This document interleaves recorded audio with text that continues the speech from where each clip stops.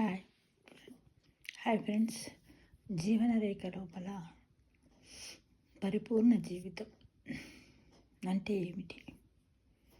Successful life. మేలైన బంగారం కూడా ఒక పరిపూర్ణ ఆకారం పొందాలంటే కాలక తప్పదు, కరగక నలగక తప్పదు. కాలక కరగక నలగక తప్పదు, దెబ్బలు తప్పు. మనిషి జీవితం కూడా అంతే. బాధలు కష్ట నష్టాలు దాటొస్తేనే మనం పరిపూర్ణ జీవితం అవుతుంది ఫ్రెండ్స్, కదా. ఎందుకంటే బంగారం బిస్కెట్ ఆకారంలో ఉంటుంది.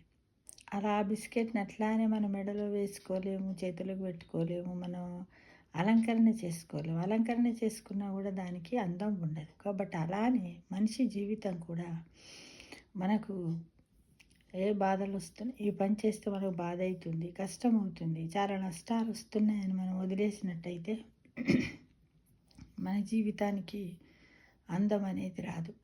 కాబట్టి ఎంతటి వారమైనప్పటికీ, మనకి ఎంత నాలెడ్జ్ ఉన్నప్పటికి కూడా మనం బాధలను కష్ట నష్టాలను సుఖ దుఃఖాలన్నింటినీ కూడా సమన్వయం చేసుకుంటూ ప్రయత్నిస్తూ ముందుకు వెళ్ళిపోవాలి.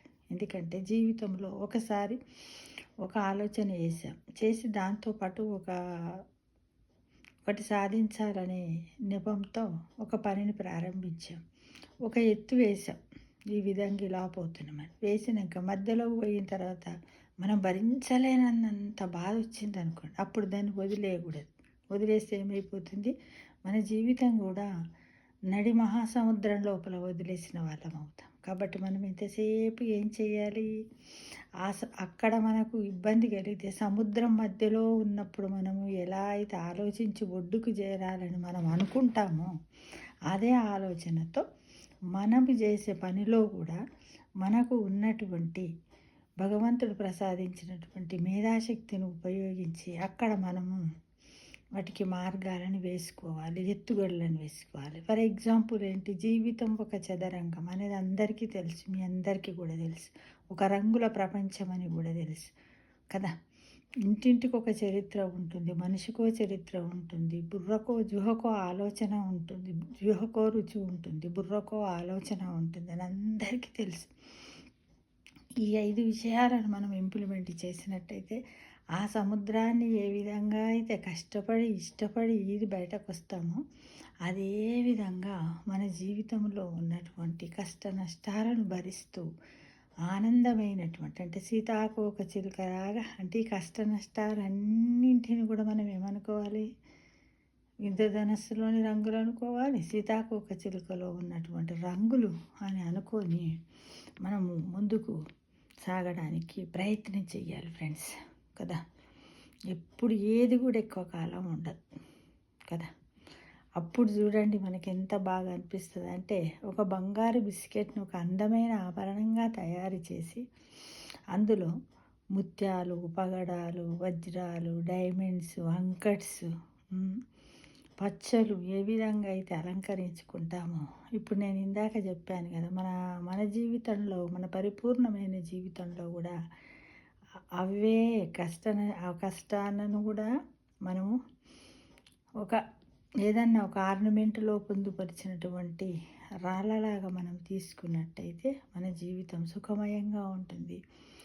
మనం బ్రైట్గా ఉంటేనే మనల్ని కూడా అందరూ గుర్తిస్తారు, తెలియపరులయ్యి ఎవరికి కూడా మనము హాని చేయకుండా ఎంతసేపు నిజాయితీగా హానెస్ట్గా ఉంటూ మన పనిని మనం చేసుకుంటూ పోయినట్టయితే ప్రతి ఒక్కరు కూడా మనల్ని ప్రశంసించకుండా పర్వాలేదు, కానీ వేలెత్తి చూపకుండా జీవించేటట్టు మనము సమాజం లోపల స్థానాన్ని ఏర్పరచుకోవాలి. ఎందుకంటే మనము నలుగురిలో ఒకరిగా ఉండాలి. ఆ నలుగురిలో ఒకరిగా ఉండాలంటే ఆ నలుగురు మనల్ని వేలెత్తి చూపొద్దు, ఆ విధంగా బ్రతకాలి. బ్రతుకుతారు, అందరు బ్రతుకుతారు, అందరము జన్మించాం, కానీ ఆ జన్మలో ఒక ప్రత్యేకత ఉండాలి, ఆ బ్రతుకులో ఒక ప్రత్యేకత ఉండాలి.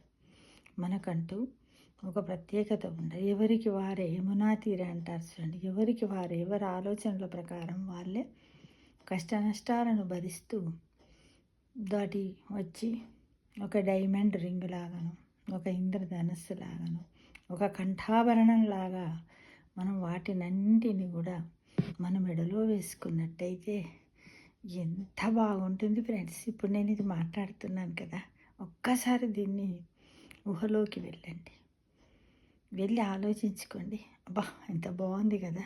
ఆ కష్టపడ్డ కష్టము శ్రమ అన్నీ కూడా మనం అన్నిటిని కూడా మర్చిపోయి ఆ భరణాన్ని చూసుకుంటూ మురిసిపోతాం. అబ్బా నేను ఆ రోజు కష్టపడకపోతే ఇది ఇంత మంచి తయారయ్యేది కాదంటే మన జీవితం కూడా చదరంగంలో మనం ఏ విధంగా అయితే గెలుపును పొందాలని అనుకుంటాము, చెస్సు మన జీవితానికి ఎంత చక్కటి చెస్సు ఒకటి, ఇంకొకటి పరమపద సోపానం కైలాసం అంటారు చూడండి.